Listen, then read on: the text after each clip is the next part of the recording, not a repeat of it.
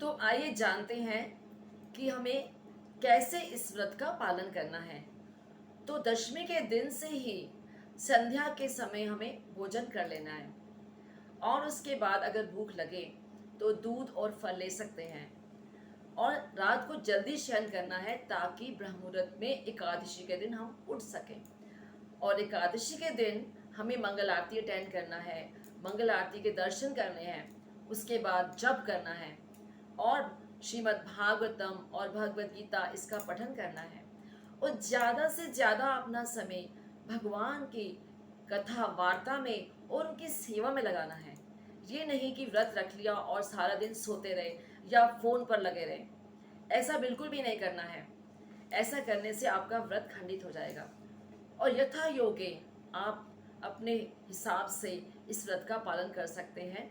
अगर कोई जल के बिना नहीं रह सकता तो फिर वो जूसेस ले सकता है और अगर जूसेस से भी काम नहीं चलता तो फिर फल ले सकता है।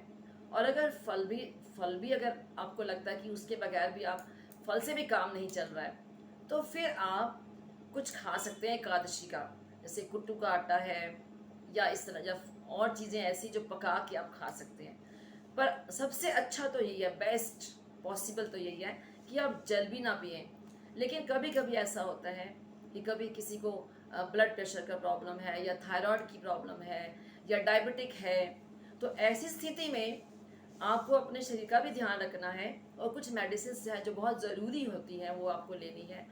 तो फिर आप क्या कर सकते हैं कि फल, जूसेस और इन चीज़ों पर आप रह सकते हैं।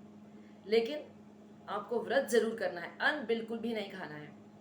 और दूसरी बात यह है कि भगवान को हमेशा याद करना है, always remember Krishna, never forget Krishna. सबसे बड़ा रूल तो यही है, व्रत रखने का सबसे बड़ा रूल ये है कि आप भगवान को निरंतर याद कर सकें